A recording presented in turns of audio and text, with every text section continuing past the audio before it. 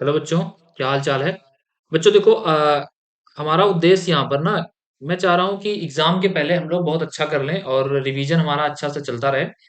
इसलिए ये वीडियो मैं आप लोगों को प्रोवाइड करवा रहा हूँ। इसमें महामैराथन भी कह सकते हो। महामैराथन में इसलिए कह रहा हूँ कि इसमें ना एक पूरा एक वीडियो में मैं पूरा चैप्टर खत्म करने वाला हूँ। तो जिन बच्चों को थोड़ा बहुत डाउट है या फिर कोई परेशानी आ रही है, तो उनके लिए काफी ये हेल्पफुल होने वाला है।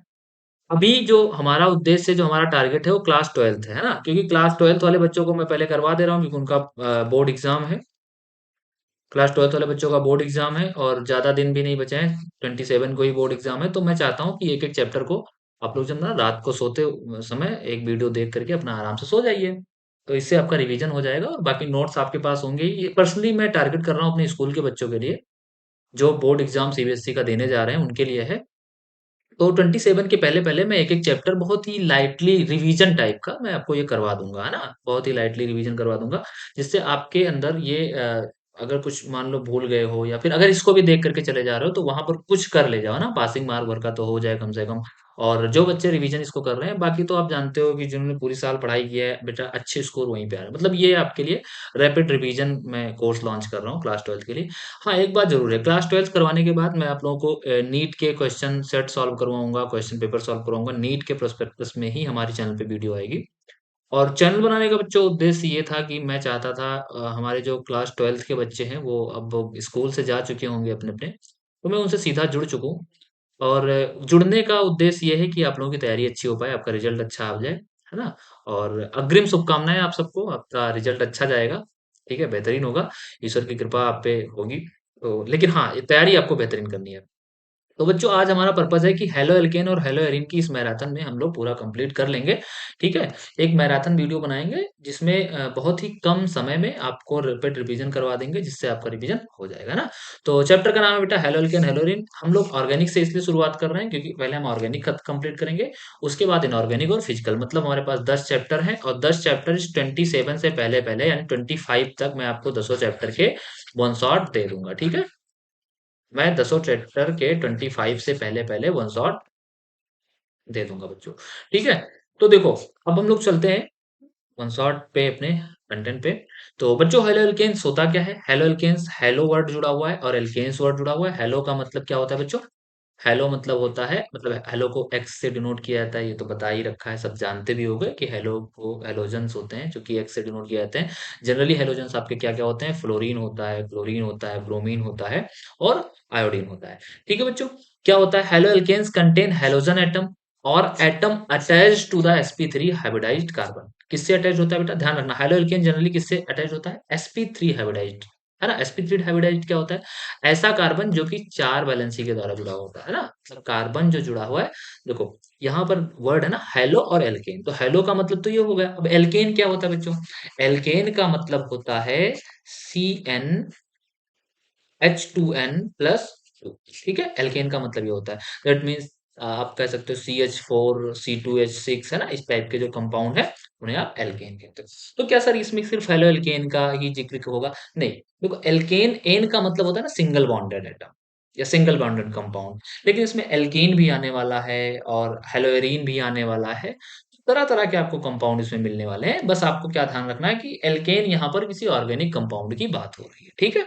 तो आर क्या है? यहाँ पर एल्किल ग्रुप है, जो आप आरएक्स से डिनोट करते हो ना बच्चों, आरएक्स। तो इसमें आर आपका एल्किल ग्रुप है बच्चों, आर क्या है? एल्किल ग्रुप है। और एक्स क्या है बच्चों? ये आपका हैलोजन है, ठीक है? एक्स क्या है? हैलोजन है, वो एक्स नहीं है ना, ये एक्स है ना? अब तो 12th में आ गए हो, वो वाला एक्स नहीं, ये वाला जो हैलोजन है, ठीक है? तो जैसे मान लो ये लिखा है ऑर्गेनिक कंपाउंड और यहाँ पर क्या लगा है? एक्स लगा है, ठीक है बच्चों? तो हैलो एल्केन्स किसे कहते हैं? हैलोजन के साथ किसी कार्बन कंपाउंड के साथ जुड़ा हुआ एक कंपाउंड बनता है, जिसे आप हैलो एल्केन कहते हो, ठीक है? हैलोजन है, अपना एक्स है। एक्स क्या हो सकता है? फ्लोरीन, क्लोरीन, ब्रोमीन और आयोडीन हो सकता है, वो कार्बन के साथ जुड़ा हो, उसे आप हेलोल्केन कहते हो। इसके बाद नेक्स्ट टॉपिक है नेचर ऑफ सी एक्स, की आखिर में जो सी और एक्स है ना, कार्बन कंपाउंड, ये कार्बन है ना? और इससे जुड़ा हुआ आपका एक्स है, तो इसका नेचर कैसे होता है? तो अगर हम नेचर की बात करें, तो आपको पता है कि जब आप पीरियोडिक टेबल में लेफ्ट टू राइट जाते हो, तो आपकी इलेक्ट्रोनेगेटिविटी बढ़ती है कि नहीं बढ़ती है? और एक्स की मतलब हैलोजेंस की हैलोजेंस की इलेक्ट्रोनेगेटिविटी पीरियोडिक टेबल में सबसे हाई होती है। हैलोजेंस की इलेक्ट्रोनेगेटिविटी पीरियोडिक टेबल में सबसे हाई होती है, आप भी जानते हो। ठीक है। अच्छा, अब देखो, हैलोजेंस की इलेक्ट्रोनेगेटिविटी अगर सबसे हाई होती है तो क्या करना है आपको? आपको करना क्या है कि अगर देखो भाई, एक ध्यान रखना कि electronegativity attraction power of electron होता है, और अगर इलेक्ट्रॉन खींच रहा है तो भाई सीधी सी बात है कि नेगेटिविटी आ रही है। जैसे मान लो मैंने तुम्हारा हाथ पकड़ा और मैं तुमको अपनी तरफ खींच रहा हूँ और मेरे अंदर पावर ज्यादा है, मैं तुमको खींच रहा है, भाई क्या हुआ, तुम्हारा बॉडी पार्ट मेरी तरफ आया कि नहीं आया? दैट मीन्स मुझ पे नेगेटिव चार्ज, तुम पे पॉजिटिव चार्ज आया कि नहीं है?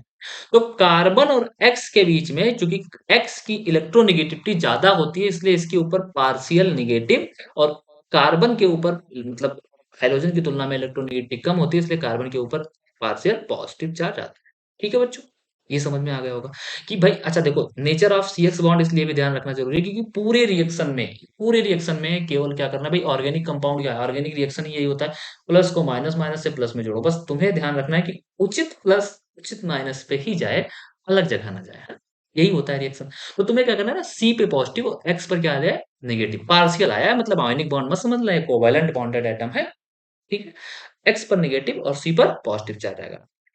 देखो, electron density is more concentrated on halogen. अभी मैंने बताया कि हेलोजन की जो इलेक्ट्रोनेगेटिविटी होती है बच्चों, वो ज्यादा होती है। तो सीधी सी बात है कि यहाँ जो कार्बन लगा हुआ है, ये कार्बन लगा है, ये आपका एक्स लगा है। तो कार्बन का जो इलेक्ट्रॉन है उसको ये अपनी ओर अट्रैक्ट करेगा कि नहीं करेगा? ये जो इलेक्ट्रॉन है ये अपनी ओर एक्स अपनी ओर खींचेगा कि नहीं खींचेगा?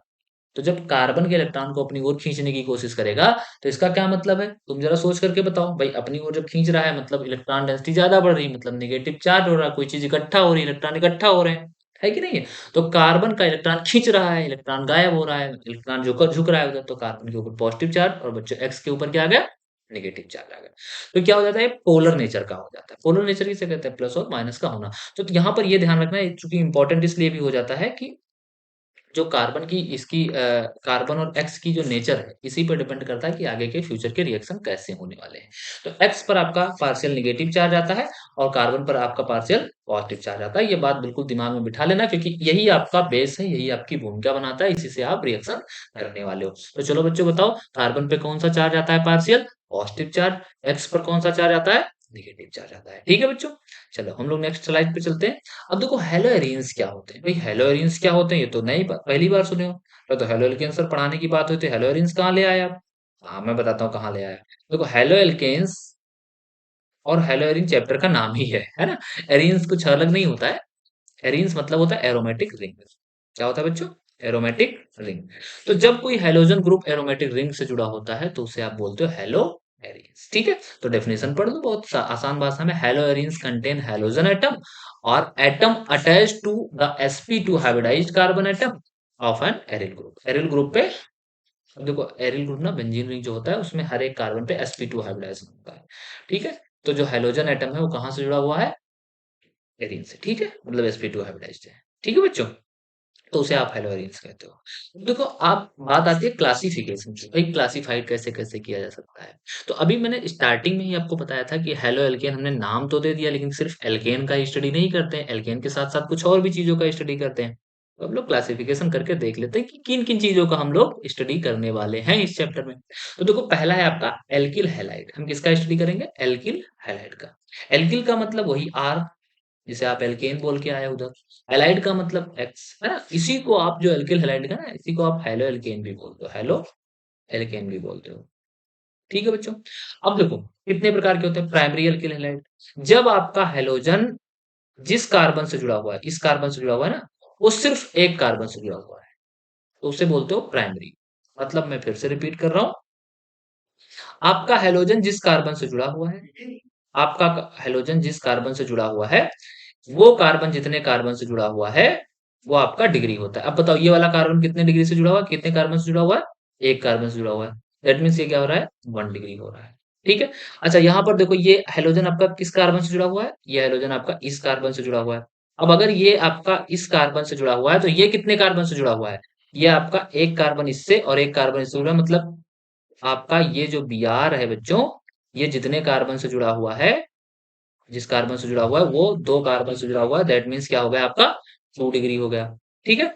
अब देखो, Br जिस कार्बन से जुड़ा हुआ है, Br जिस कार्बन इससे जुड़ा हुआ है ना, तो ये कितने कार्बन से, एक, दो और तीन, एक, दो और तीन। तो 3 कार्बन से जुड़ा हुआ, दैट मीन्स क्या हो गया? 3 डिग्री हो गया। क्या हो गया? 3 डिग्री हो गया। बच्चों समझ में आया कि नहीं आया? सबको समझ में आ गया होगा ना कि 1 डिग्री, 2 डिग्री, 3 डिग्री कैसे कहते हैं? उसे क्या कहते हैं? एल्किल हैलाइड कहते हैं। ठीक है? इसके बाद आता है एलिलिक हैलाइड। ये बेटा क्लासिफिकेशन थोड़ा-सा ध्यान रखना, क्योंकि ऑप्शनल में आ जाता है। ऑप्शनल जो ऑब्जेक्टिव टाइप के क्वेश्चन होते हैं ना, उनमें ये क्वेश्चन आ जाता है। अब देखो एलिलिक क्या होता है? कार्बन-कार्बन डबल बॉन्ड के नेक्स्ट वाला कार्बन। अब देखो यहाँ पर क्या एलिल, एलिल कार्बन ही कहते हैं डबल बॉन्ड के नेक्स्ट वाले कार्बन को, यानी ये। अच्छा देखो, मैं तुम लोगों को प्रैक्टिस करने के लिए बता रहा हूँ कि मान लो आपका ये, आपने ये दिया। अब जरा बताओ कि यहाँ पर डबल बॉन्ड लगा, इसमें एलिलिक कार्बन कौन सा है?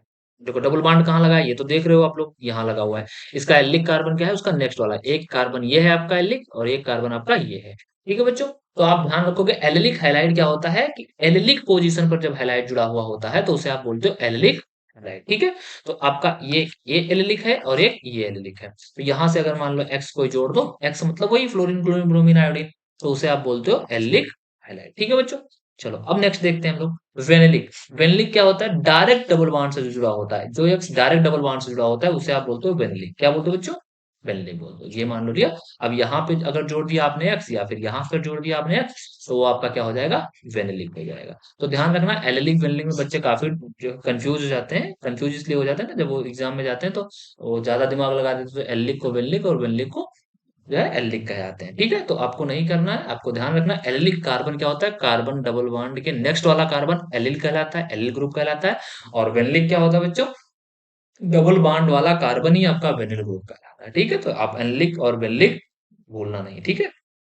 इसके बाद है बेंजलिक। हाँ, आप गलती मत कर देना, बेंजलिक है। गलती क्या ना कर देना, आप उसको एरोमेटिक मत समझ लेना, हेलोइरिन मत समझ लेना। कारण क्या है? कारण यह है कि जो हेलोजन होता है ना, बेंजीन रिंग से अटैच होता है हेलोजन। इसमें हेलोजन कहाँ अटैच है बच्चों? कार्बन से। तो इसे आप बोलते हो बेंजलिक। ये आपका बेंजलिक कार्बन कहलाता है ना, बेंजीन रिंग से जुड़ा हुआ कार्बन आपका बेंजलिक कार्बन कहलाता है। और बेंजलिक कार्बन से जुड़ा हुआ हेलोजन आपका बेंजलिक हैलाइड कहलाता है। ठीक है बच्चों? चलो इसके बाद में देखो एरिल हैलाइड। आप देखो एरिल हैलाइड आपका मिल गया हेलोएरिन का कॉन्सेप्ट है ना, जब कोई हेलोजन सीधा डायरेक्ट बेंजीन रिंग से जुड़ा हुआ होता है तो उसे आप कहते हो एरिल हैलाइड। ठीक है बच्चों? चलो इसके बाद देखो अब प्रिपरेशन। अब देखो तुम लोगों की मैं जानकारी के लिए बता दूं कि तुम्हारे में प्रिपरेशन कटा हुआ है 12th सिलेबस में।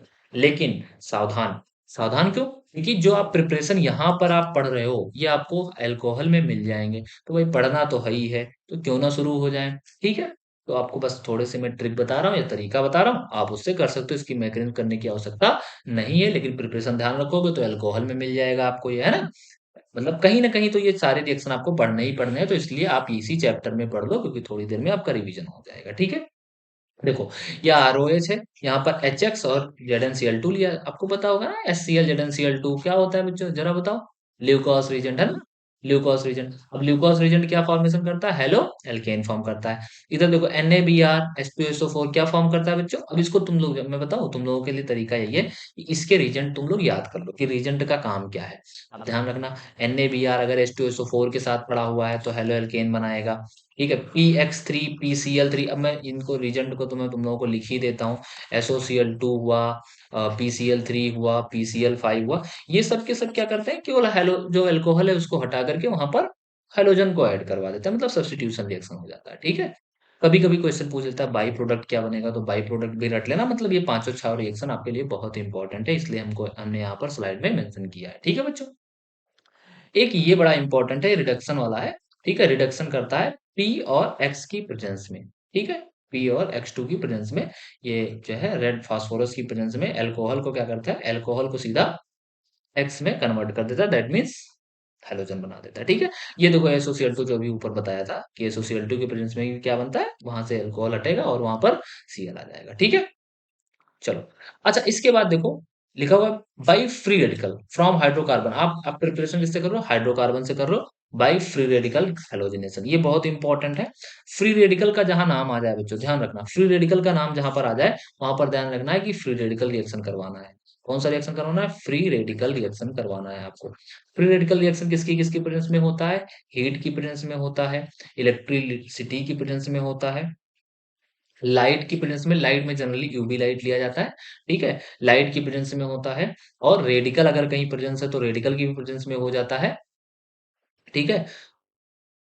और पर ऑक्साइड अगर कहीं प्रेजेंस है तो उसकी प्रेजेंस में भी रेडिकल हो जाता है। फिलहाल इतना नहीं ध्यान रखना है, आपको ध्यान रखना है कहीं मतलब जो मेजर रिएक्शन होते हैं ना यूवी लाइट के प्रेजेंस में होते हैं। तो देखो यूवी लाइट पड़ा हुआ है, तो देखो इससे रिलेटेड क्वेश्चन किस तरह से आया हुआ तुम्हारे एनसीईआरटी एक्सरसाइज में। ऐसे कंपाउंड दे दिया और कहा कितने आइसोमर बनेंगे। तो ध्यान रखना ये पहले मोनोक्लोरिनेशन करता है। कौन सा क्लोरीनेशन? मोनो। मोनो मतलब एक क्लोरीन को ऐड करवाएगा। तो देखो एक क्लोरीन ये यहाँ अगर मोनोक्लोरिनेशन कर रहा है तो यहाँ ऐड करवा सकता है, एक यहाँ, तो इसके सिर्फ दो आइसोमर बन सकते हैं। एक आपका ये प्रोडक्ट और एक आपका ये प्रोडक्ट। तो ध्यान रखना है आपको बच्चों कि अगर इसके आइसोमर आप बनाना चाह रहे हो तो आपके सिर्फ दो आइसोमर बन सकते हैं। वैसे तो चार बनेंगे, इस CH3 को यहाँ ऐड कर दो, है ना, लेकिन जो क्लोरीनेशन हो रहा है वो दो ही बन रहा है। ठीक है। अच्छा, इसकी रिएक्टिविटी क्या होगी? ध्यान रखना है, रिएक्टिविटी बिल्कुल जबान पे रट लेनी है कि फ्लोरीन की सबसे ज्यादा होती है, फिर क्लोरीन की होती है, फिर ब्रोमीन की होती है और फिर सबसे कम आयोडीन की रिएक्टिविटी होती है। ठीक है। आप ध्यान रखोगे बच्चों कि फ्री रेडिकल हेलोजिनेशन क्या होता है? फ्री रेडिकल हेलोजिनेशन में यूवी लाइट की प्रेजेंस में हेलोजिनेशन होता है, Cl2 जाकर के अटैक कर देता है, यानी बना लेता है। ठीक है। मोनोक्लोरेशन करवा रहा है। ठीक है। मोनोब्रोमिनेशन भी हो सकता है, इसे मोनोहेलोजिनेशन बोलो तो ज्यादा अच्छा है। ठीक है। तो कार्बन का एक, अब जैसे इसका जानते हो क्या होता है? कुछ होता नहीं है, जैसे ये हाइड्रोजन लगे हुए हैं, यहाँ हाइड्रोजन, यहाँ हाइड्रोजन, यहाँ हाइड्रोजन, यहाँ हाइड्रोजन, तो ये सब यहाँ से वीक हो जाता है, यहाँ से ब्रेक हो जाता है ना, यूवी लाइट के प्रेजेंस में। और जब ब्रेक हो जाता है तो ये भी अपना रेडिकल लिए टहल रहा है भैया, राशन की लाइन में दुकान लगाया खड़ा है, जहां जगह मिला तुरंत घुस गया ना। तो आपका ये बन गया। समझ में आ रहा है कि नहीं आ रहा है? ठीक है। तो ये आपका हेलोजिनेशन के द्वारा भी, फ्री रेडिकल हेलोजनेशन के द्वारा भी हो सकता है। एग्जाम्पल के लिए आपका देख लो CH4, ये CH3Cl बना रहा है C2। अब जानते हो ये कंप्लीट रिएक्शन CCl4 बना के छोड़ता है, मतलब सारे हाइड्रोजन हटा करके वहां पर हर जगह क्लोरीन लगाना चाह रहा है। ठीक है बच्चों। इसके बाद ये भी एग्जांपल है आपका, देख रहे हो कहाँ कहाँ Cl, यहाँ एक लग सकता है, एक यहाँ लग सकता है, एक यहाँ लग सकता है, एक यहाँ लग सकता है ना। ये सारे क्लोरीन लग सकते हैं बच्चों। ठीक है।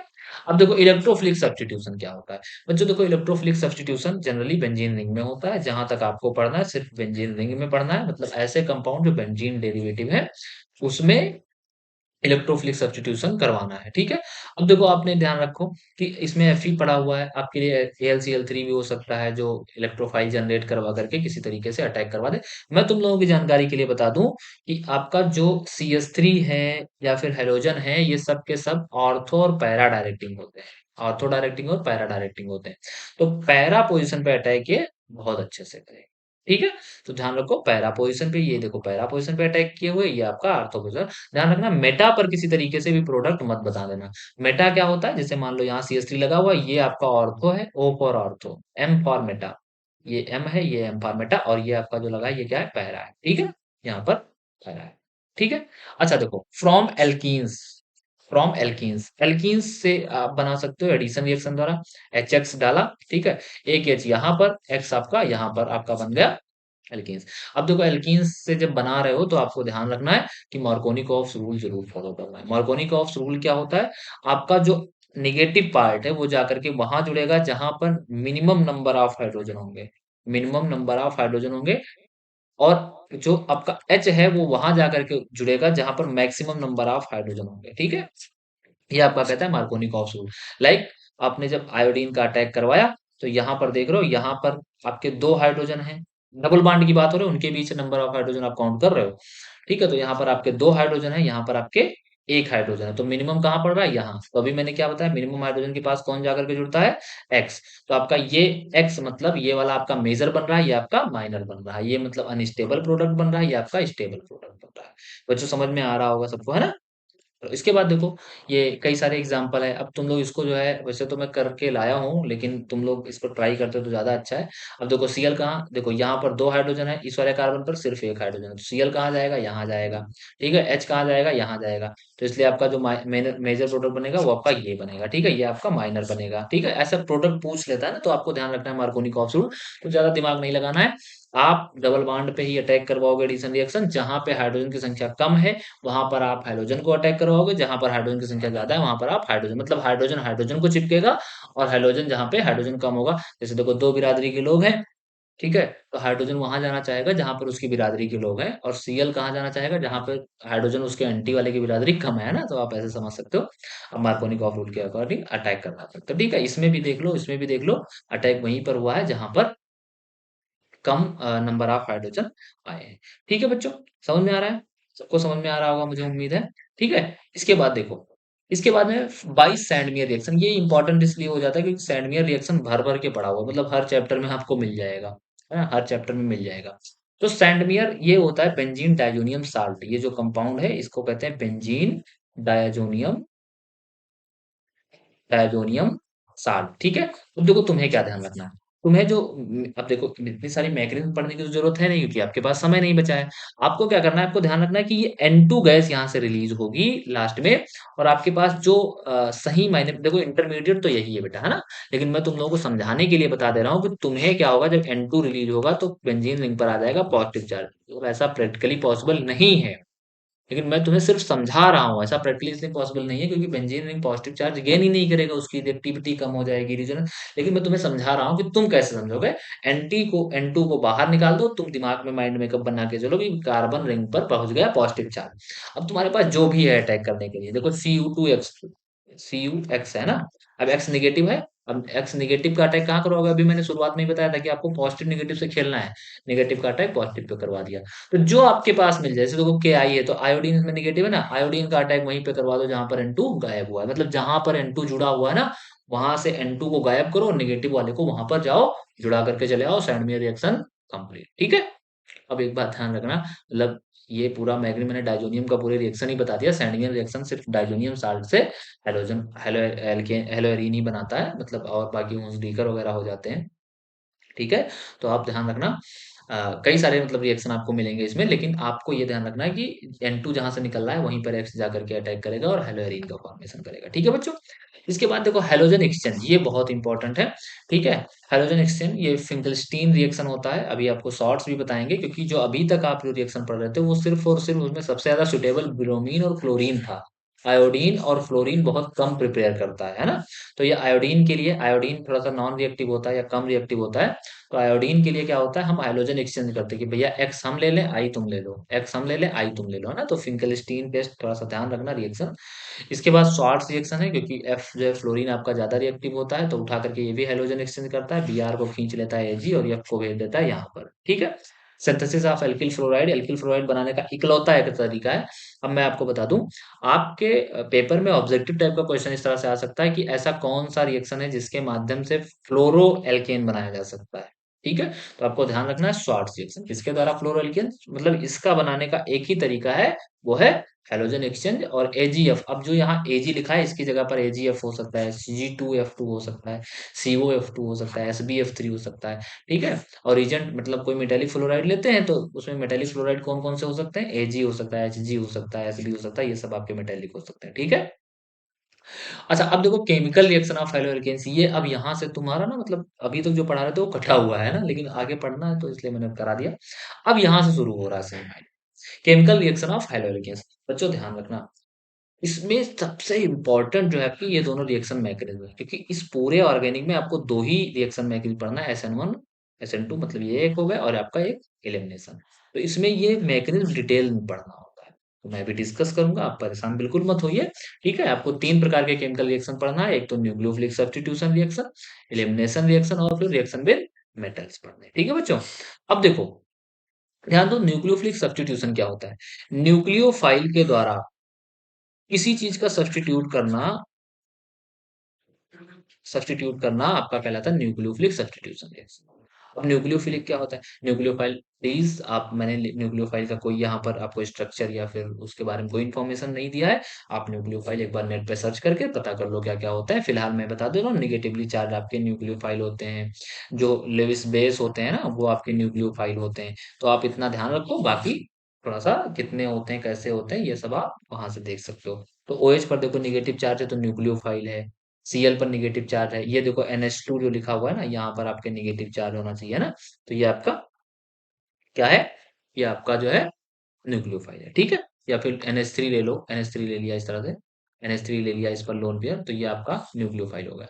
अब देखो क्या होता है, न्यूक्लियोफाइल है, क्या करना करना क्या है आपको, सब्स्टिट्यूट करवाना। सब्स्टिट्यूट का मतलब होता है कि किसी को हटा करके वहां उसकी जगह ले लेना, ठीक है। अब देखो होता क्या है कि मान लो कोई लड़का जो है 12th में बैठा हुआ है आपके रोल नंबर के बगल में, और तुम जाओ कह दो यहाँ तो मेरा रोल नंबर था, उसको हटाओ तुम बैठ जाओ, बस यही होता है। तो न्यूक्लियोफाइल यहाँ पर जाता है, अब न्यूक्लियोफाइल पर निगेटिव चार्ज होता है, तो ये गया और यहाँ पर एक्स को सब्स्टिट्यूट किया और वहां पर खुद बैठ गया, ठीक है। अब न्यूक्लियोफाइल गया, एक्स को सब्स्टिट्यूट करे और वहां पर सकते हैं।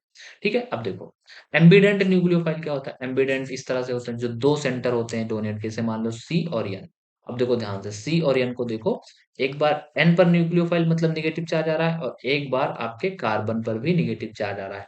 तो आप Cn से क्या समझे? Cn के पास C और N दोनों इलेक्ट्रॉन दे सकते हैं, लेकिन एक समय में अटैक कौन करेगा? केवल एक। जब Cn अटैक करेगा तो उससे साइनाइड बनेगा, और जब Nc अटैक करेगा तो उससे आइसोसाइनाइड बनेगा। तो ध्यान रखना बच्चों, ये नेगेटिव चार्ज अटैक कर रहा है, बहुत बढ़िया है, लेकिन कार्बन अटैक कर रहा है कि नाइट्रोजन अटैक? भाई नाइट्रोजन के पास जब नेगेटिव चार्ज है, मतलब जो अगर ये वाला अटैक करेगा तो आपका आइसोसाइनाइड बनेगा, जब आपका कार्बन वाला अटैक करेगा तो आपका साइनाइड बनेगा। ठीक है, तो इसे आप एम्बिडेंट न्यूक्लियोफाइल कहते हो, जिसके पास टू सेंटर होते हैं डोनर के, उनमें से देता कोई केवल एक ही है। ठीक है, अब देखो SN1 रिएक्शन जो होता है यूनिमोलिकुलर होता है, यूनिमोलिकुलर जिसकी मॉलिक्यूलरिटी 1 होती है, फर्स्ट ऑर्डर के रिएक्शन होते हैं। ठीक है, अब इसमें क्या होता है, इसमें ध्यान रखना, इसमें होता क्या है कि दो स्टेप में रिएक्शन होती है। फर्स्ट स्टेप में रिएक्शन ये होता है कि फर्स्ट स्टेप में ना पहले ये जो लीविंग ग्रुप है, इसे लीविंग ग्रुप कहते हैं ना, क्या कहते हैं बच्चों? लीविंग ग्रुप कहते हैं। लीविंग ग्रुप आपका पहले टूटता है, लिविंग ग्रुप पहले निकलता है। ठीक है, लो लिविंग ग्रुप निकल गया। अब लिविंग ग्रुप जब निकल गया यानी ये निगेटिव चार्ज निकल चुका है। ठीक है, तो कार्बन पर ऑब्वियस सी बात है पॉजिटिव चार्ज आएगा, तो ये आपका पॉजिटिव चार्ज आ गया, लिविंग ग्रुप आपका निकल चुका है। ये आपका फर्स्ट स्टेप का रिएक्शन है। सेकंड स्टेप में क्या होता है, जो न्यूक्लियोफाइल है, ये हमने OH न्यूक्लियोफाइल लिया, ये गया पॉजिटिव चार्ज देखा, कहा अरे हमारे पसंदीदा चीज मिल गई ना, पॉजिटिव चार्ज पे अटैक कर दिया, तो ये आपका बन गया COH। समझ में आया? ठीक है, अच्छा इसके बाद क्या है, इसकी इसमें क्या होता है, racemisation. What is racemisation? Racemisation होता है मतलब कि जिसका स्ट्रक्चर इन्वर्जन भी शो करता हो, इन्वर्जन भी शो करता हो और रिटेंशन ऑफ कॉन्फ़िगरेशन भी करता हो। रिटेंशन ऑफ कॉन्फ़िगरेशन भी शो करता हो। ठीक है, जैसे जैसे मान लो मेरे पास, जैसे देखो ये मेरा हाथ है, और हाथ पे क्या हो रहा है कि अटैक आप इधर से कर दोगे तो हाथ ऐसे हो जाएगा, आप अटैक ऐसे कर दोगे तो हाथ ऐसे मतलब उलट जाएगा। मतलब 99% अगर सेम स्ट्रक्चर बन रहा है तो उसे आप रिटेंशन ऑफ कॉन्फ़िगरेशन कहते हो। अगर स्ट्रक्चर पलट जाता है तो उसे आप इन्वर्जन कहते हो। तो SN1 में क्या होता है, रेसमाइजेशन होता है। 50% पलटने की संभावना भी होती है, 50% सेम बनने की भी संभावना होती है। हम आपको बताते हैं कि कैसे ये पॉसिबल है। पॉसिबल इस तरह है कि आपका लीविंग ग्रुप निकल चुका है, अब कार्बन पे पॉजिटिव चार्ज बचा है। अब भैया जो आप अटैक करवा रहे हो न्यूक्लियोफाइल का, वो चाहे सामने से आया ऐसे अटैक कर दे, या फिर न्यूक्लियोफाइल आया पीछे से अटैक कर दे, बात इसकी वही होनी है। समझ में आ रहा है? पीछे से अटैक करेगा तो स्ट्रक्चर पलट जाएगा, आगे से अटैक करेगा तो जहां पे लिविंग ग्रुप लगा था वहीं पर जुड़ जाएगा। ठीक है, तो रेसमाइजेशन इस प्रोसेस को क्या कहते हैं, मतलब 50% संभावना है कि रेसमाइजेशन हो, सॉरी 50% संभावना है इन्वर्जन हो, और 50% आपके पास संभावना है कि रिटेंशन ऑफ कॉन्फ़िगरेशन। ठीक है, इसे आप बोलते हो रेसमाइजेशन। ठीक है बच्चों, देखो हम लोग रिवीजन टाइप में लेके चल रहे हैं ना, इसलिए ध्यान रखना। अब देखो कभी-कभी ना ये SN1 के कैरेक्टरिस्टिक्स पूछ लेता है, तो क्या होता है, rate of reaction depends upon the concentration of alkyl halide. अब कैसे होता है, 3 डिग्री ज्यादा स्टेबल होता है SN1 के लिए, उससे कम 2 डिग्री और उससे कम 1 डिग्री। तो ध्यान रखना 3 डिग्री वाले को ज्यादा कंसंट्रेट होता है और उसका रिएक्शन बहुत अच्छे से होता है SN1 के केस में। ठीक है, तो 3 डिग्री वाले में SN1 रिएक्शन सबसे फास्ट होता है, उससे कम रिएक्शन किस में होता है, 2 डिग्री में, और उससे कम किस में होता है, 1 डिग्री में। ठीक है, तो किस पे डिपेंड करता है बेटा, कंसंट्रेशन ऑफ एल्किल हैलाइड पे डिपेंड करता है। ठीक है, आर जो है वो किसके अकॉर्डिंग है, ऑर्डर फर्स्ट के। ठीक है, ऑर्डर फर्स्ट पे मतलब वन फर्स्ट ऑर्डर रिएक्शन होता है ना। टू स्टेप रिएक्शन होता है, एक में कार्बोकेटाइन बनता है, दूसरे में न्यूक्लियोफाइल अटैक करता है। रेसमाइजेशन होता है, व्हाट इज रेसमाइजेशन, वही जो अभी स्ट्रक्चर पलटने वाली बात हमने कही थी कि इन्वर्जन भी हो सकता है, स्ट्रक्चर पलट भी सकता है, और जहां लिविंग ग्रुप जुड़ा हुआ था वहीं पर जाकर के न्यूक्लियोफाइल जुड़ भी सकता है। ठीक है बच्चों, देखो वीक न्यूक्लियोफाइल यहाँ पर यूज करते हैं, ये पॉइंट थोड़ा सा याद रखना बेटा, क्योंकि न्यूक्लियोफाइल के बेसिस पे भी वो SN1 SN2 पूछने लगता है। लो कंसंट्रेशन होता है न्यूक्लियोफाइल का, वो SN1 को फेवर करता है। पोलर सॉल्वेंट यहाँ पर लेते हैं, ध्यान रखना polar solvent, what you mean by polar solvent. Polar solvent ऐसे होते हैं जिनमें जैसे मान लो H+ लिया और OH- यानी H2O लिया, तो ये क्या करते हैं, ये जो अभी आप तोड़ रहे थे ना लिविंग ग्रुप को, जैसे मान लो ये लगा हुआ है, यहाँ पर Cl लगा हुआ है, तो ये पोलर जैसे मान लो टूटा, तो अब देखो यहाँ पर पॉजिटिव आया, यहाँ पर निगेटिव आया, तो आपके मन में ये सवाल क्यों नहीं आया कि निगेटिव वाला पॉजिटिव वाले से फिर क्यों नहीं जुड़ गया?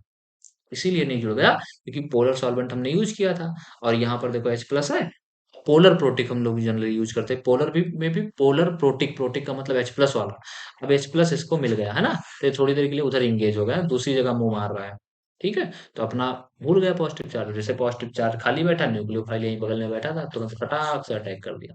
ठीक है, स्टेबिलिटी ऑफ कार्बोकेटायन ऊपर मैं बता ही चुका हूँ, 3 डिग्री की ज्यादा होती है, उससे कम 2 डिग्री की होती है, और उससे कम 1 डिग्री की होती है बच्चों। ठीक है, अब देखो एग्जाम्पल के लिए यहाँ से सीएल हटेगा, यहाँ पर क्या रहेगा, पॉजिटिव चार्ज आया, अब यहाँ पे अटैक करवा दो न्यूक्लियोफाइल का, है कि नहीं, यहाँ से सीएल हटा, यहाँ पर पॉजिटिव चार्ज आया, उस वाले कार्बन पे न्यूक्लियोफाइल का अटैक करवा दो। तो स्टेबिलिटी ऑफ कार्बोकेटायन क्या होता है, ये होता है, और रिएक्टिविटी भी 3 to 1 ही होती है SN1 की। ठीक है, चलो इसके बाद देखो, इसमें बताना है आपको ऑर्डर। अब देखो आपको पता है यहाँ पर प्लस एम लगा हुआ है, अब देखो आप कैसे जानोगे, स्टेबिलिटी ऑफ कार्बोकेटायन आप निकालना अगर जानते हो, ध्यान देना बच्चों, अगर स्टेबिलिटी ऑफ कार्बोकेटायन अगर आपको पता है, स्टेबिलिटी ऑफ कार्बोकेटायन अगर आपको पता है, तो आप बहुत आसानी से SN1 कर ले जाओगे। यानी मैं बता दूं, SN1 is directly proportional to stability of carbocation. ठीक है, SN1 किसके प्रोपोर्शनल होता है, स्टेबिलिटी ऑफ कार्बोकेटायन के। कार्बोकेटायन आप स्टेबल दोगे तो SN1 रिएक्शन भी आपका स्टेबल होता है। ठीक है, तो सबसे ज्यादा देखो इसमें प्लस एम है, तो ये सबसे ज्यादा स्टेबल होता है। ठीक है, इसके बाद में ये बेंजीन रिंग के साथ जुड़ा है, इसके बाद ये देखो ये आपका 1 डिग्री है, ठीक है, और ये आपका 0 डिग्री है, तो ये आपका ये हो गया, फिर ये हो गया ना, तो स्टेबिलिटी ऑफ कार्बोकेटायन आप निकालोगे तो ऐसे ही निकाल पाओगे। ठीक है बच्चों, चलो इसके बाद देखो नेक्स्ट, नेक्स्ट है, अब इसमें आपको बताना है कि कौन सा ज्यादा स्टेबल होगा। अब देखो ध्यान रखो, ये पॉजिटिव चार्ज इस कार्बन पे आ रहा है, इधर से भी रिजोनेंस हो रहा है, इधर पे रिजोनेंस, तो ये ज्यादा स्टेबल होता है, इधर पे एक ही बार रिजोनेंस हो रहा है, तो ये कम स्टेबल है। तो ये सब सारी चीजें स्टेबिलिटी ऑफ कार्बोकेटायन आप जीओसी से सीख करके आ जाओ ना, 2 सेकंड लगेगा, आप पता कर लो। अब ध्यान रखना, पॉजिटिव चार्ज ना जहाँ रिजोनेंस ज्यादा होगा वो ज्यादा स्टेबल होगा, प्लस आई ज्यादा होगा वहां ज्यादा स्टेबल होगा, तो ये चीजें दिमाग में आप ध्यान रखना, उससे आप कर ले जाओगे, है ना। अब देखो, give the order of reactivity of SN1 reaction, इसमें आपको SN1 बताना है।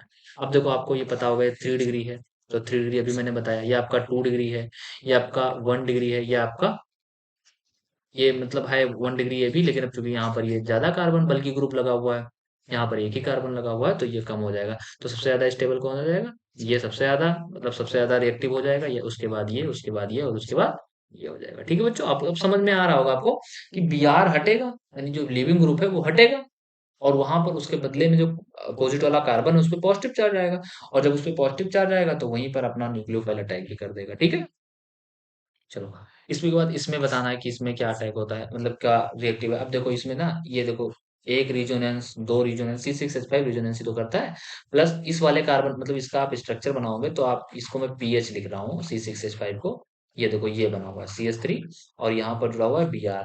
अब देखो इसमें रिजोनेंस हो रहा है, ये ऊपर वाले का स्ट्रक्चर है, इसमें रिजोनेंस हो रहा है, फिर उसके बाद इसमें प्लस आई ग्रुप लगा हुआ है, सीधी सी बात है कि ये ज्यादा स्टेबल कार्बोकेटायन फॉर्म कर रहा है, और जब ज्यादा स्टेबल कार्बोकेटायन बन रहा है तो यानी SN1 रिएक्शन फास्ट करेगा, अच्छे से करेगा। इसमें जरा देखो, एक रिजोनेंस शो कर रहा है, दो रिजोनेंस शो कर रहा है, ठीक है। अब इसमें एक जो प्लस आई ज्यादा था ना, उसी का पलड़ा भारी पड़ रहा था, इसमें प्लस आई नहीं है तो इससे कम हो जा रहा है। इसमें देखो एक रिजोनेंस हो रहा है, एक प्लस आई हो रहा है, इसमें दो रिजोनेंस नहीं हो रहे थे, दो दो हो रहे थे, इधर एक ही रिजोनेंस बचा, तो इसका पलड़ा और भारी मतलब कम हो गया। इसमें एक ही रिजोनेंस हो रहा है और कुछ नहीं हो रहा, तो इसका पलड़ा और कम हो गया। तो बच्चों समझ में आ रहा होगा आप लोगों को, है ना। अब अगर हम बात करें SN2 रिएक्शन की, SN2 रिएक्शन में क्या होता है, पीछे से वही न्यूक्लियोफाइल जाता है, अटैक करता है, OH है, देखो OH आया, पीछे से गया अटैक किया, Cl अपना धीरे धीरे बाहर निकल गया, ये वन ही स्टेप में रिएक्शन होता है, अटैक किया सीधा बाहर, ये Cl बाहर, और यहाँ पर OH अटैक कर गया। अब देखो अटैक किया ना, तो एक बात थोड़ा सा ध्यान रखो कि ये क्या हुआ ना, कि पीछे से अटैक किया, दैट मीन्स स्ट्रक्चर उल्टा हो गया, इसे बोलते हैं इन्वर्जन। क्या बोलते हैं, इन्वर्जन बोलते हैं, स्ट्रक्चर पलट गया। मतलब देखो सामने कैसे पलट गया, आपको स्ट्रक्चर किस सेंस में देख रहे हो, कैसे कह रहे हैं कि पलट गया, यहाँ पर ना Cl यहाँ पर जुड़ा हुआ था, लिविंग ग्रुप यहाँ जुड़ा हुआ था, तो भाई सब्स्टिट्यूशन रिएक्शन पढ़ो ना, Cl को हटा करके तो न्यूक्लियोफाइल जुड़ा है, तो न्यूक्लियोफाइल आया जुड़ा तो, लेकिन Cl जिस साइड में जुड़ा हुआ था उस साइड में नहीं, Cl के पीछे वाली साइड में जुड़ा हुआ है, इसी को आप बोलते हो इन्वर्जन, यानी स्ट्रक्चर पलट चुका है, पता गया। ठीक है, इसके इंपॉर्टेंट पॉइंट्स क्या हैं, rate of reaction depends upon concentration of alkyl halide and nucleophile both. ठीक है, ऑर्डर क्या होता है इसका, सेकंड ऑर्डर होता है, वन स्टेप में रिएक्शन 100% इन्वर्जन, ध्यान देना SN1 आपका रिटेंशन ऑफ कॉन्फिगरेशन होता था, इन्वर्जन होता था, ये 100% इन्वर्जन होता है। स्ट्रॉन्ग न्यूक्लियोफाइल यूज करते हैं, हाई कंसंट्रेशन न्यूक्लियोफाइल यूज करते हैं इसमें। नॉन पोलर यहाँ पर थोड़ा सा गलत हो गया है, इसमें जो है अप्रोटिक सॉल्वेंट लेते हैं, ठीक है, नॉन पोलर कह सकते हो, लेकिन कुछ केसेस में एक्सेप्शन हो जाता है ना, तो तुम यही ध्यान रखोगे, ऑर्डर ऑफ रिएक्टिविटी 1 डिग्री ज्यादा रिएक्टिव होता है, 2 डिग्री, 3 डिग्री। अब तुम कैसे करोगे? बच्चों ध्यान रखना हमेशा, अगर आपका 1 डिग्री है और कह रहा है सब्स्टिट्यूशन करवाओ, तो ध्यान रखना SN2 को फेवर करोगे। अगर स्टेबल कार्बोकेटाइन बन रहा है, स्टेबल कार्बोकेटाइन बन रहा है और कह रहा है सब्स्टिट्यूशन करवाओ, तो आप SN1 को फेवर करोगे। ठीक है, समझ में आ रहा होगा बच्चों? ठीक है। अब देखो इधर देख रहे हो, ये देखो न्यूक्लियोफाइल गया अटैक किया पीछे से, ये अपना बल्कि ग्रुप वगैरह लगा हुआ है, ठीक है। और न्यूक्लियोफाइल अटैक पीछे से कर जाएगा। सबसे कम, सबसे ज्यादा किसमें कर रहा है? इसमें कर रहा है ना, जिसमें 0 डिग्री है। फिर 1 डिग्री में, फिर 2 डिग्री में, फिर 3 डिग्री में। सबसे कम इसमें अटैक होगा SN2 का 3 डिग्री में। मतलब आप ये जो SN1 था ना, उसी का उल्टा कर लो, है ना। याद आ रहा है? प्राइमरी हैलाइड सबसे ज्यादा स्टेबल मतलब रिएक्टिव होता है, फिर सेकेंडरी और फिर टर्सरी होता है। रीजन क्या होता है? हिंड्रेंस, है ना, स्टेरिक हिंड्रेंस, ठीक है। इसमें बताओ फास्टर SN2 किसमें होगा? बच्चों देखो फास्टर SN2 किसमें होगा भाई? देखो ये जो Cl जुड़ा हुआ है ना, इस कार्बन से जुड़ा हुआ है, ये कितने कार्बन से? एक ये और एक ये, 2 कार्बन से जुड़ा हुआ है। दैट मीन्स क्या होगा बच्चों? का मतलब ये हो गया कि आपके पास ये 2 डिग्री कार्बोकेटाइन बना हुआ है। ये जिससे जुड़ा हुआ है वो कितने से जुड़ा हुआ है? सिर्फ एक से जुड़ा हुआ है, नहीं, ये 1 डिग्री। तो किसमें फास्टर होगा? ठीक है, प्राइमरी वाले में। ये 1 डिग्री है आपका, ये 2 डिग्री है, तो अब 1 डिग्री 2 डिग्री तो पहचान ही गए होगे। तो 1 डिग्री वाला SN2 फास्टर देता है, SN1 स्लोअर देता है। SN2 पूछ रखा है, तो इसमें ये 1 डिग्री वाला, ये 2 डिग्री वाला है। ठीक है, तो किसमें फास्टर देगा? SN1 में। अब देखो ये आपका आयोडीन है, ये आपका Cl है। Cl यहाँ जुड़ा हुआ है, आयोडीन यहाँ जुड़ा हुआ है। अब ध्यान दो, ये दोनों 1 1 डिग्री है। अब आप क्या ध्यान रखोगे? जितना जल्दी न्यूक्लियोफाइल कौन सा अच्छा है, लिविंग ग्रुप कौन सा अच्छा है। देखो I is better leaving group. अब यहाँ पर मैं आपको बता दूं कि आई क्यों बेटर। आई की साइज बड़ी होती है, तो जल्दी निकलना चाहता है, उसका कार्बन के साथ जमता नहीं है, वो दिखावे के लिए बैठा हुआ था। क्योंकि जैसे जैसे दोस्ती भी होती है ना, तो बराबर वालों में अच्छी होती, तो आई की साइज ज्यादा बड़ी थी, तो बैठा हुआ था दिखावे के लिए, लेकिन आई जल्दी निकल जाएगा, इसलिए यह। तो ध्यान रखना, जो लिविंग ग्रुप की भी इसकी टेंडेंसी होती है, आयोडीन जल्दी निकल जाता है, फिर उसके बाद में आपका ब्रोमीन जल्दी, मतलब उससे थोड़ा देर में ब्रोमीन निकलता है, फिर आपका क्लोरीन और फिर आपका फ्लोरीन। ये फ्लोरीन बहुत देर में निकलता है, इसीलिए फ्लोरीन का बॉन्ड जो होता है वो पोलर भी हो जाता है बच्चों, ठीक है। देखो SN2 की ऑर्डर की रिएक्टिविटी पूछ रहा है, ये आपका 1 डिग्री है, ये 1 डिग्री है, लेकिन बल्किनेस बढ़ जा रहा है, तो इससे मतलब सबसे जो ज्यादा रिएक्टिव कौन होगा? जो कम हिंड्रेड होगा, यानी कम डिग्री वाला। ये फिर ये फिर ये फिर ये, थोड़ा ध्यान से देखो, समझ में आ जाएगा बच्चों। ठीक है, इसमें अगर मैं बात करूँ तो देख रहे हो, देख रहे हो, है ना। मतलब इसको क्या चाहिए ना, SN1 का उल्टा होता है, SN1 का पूरा उल्टा होता है। अब मैं अगर मैं बात करूं, तो देखो ये आपका SN1 है और ये आपका SN2 है। अब अगर मैं इसमें बात करूं, तो अंतर क्या है? ये आपका 2 स्टेप में होता है, SN2 आपका 1 स्टेप में होता है। इसमें रिटेंशन और इन्वर्जन दोनों होता है। इसे क्या कहते हो आप? रिड्रेसमाइजेशन कहते हो। इसमें केवल इन्वर्जन होता है SN2 में। इंटरमीडिएट इसमें बनता है कार्बोकेटाइन, इसमें कोई इंटरमीडिएट SN2 में नहीं बनता है। इसमें रिएक्टिविटी डिपेंड करती है कार्बोकेटाइन के कंसंट्रेशन पे। इसमें रिएक्टिविटी हिंड्रेंस पे डिपेंड करती है।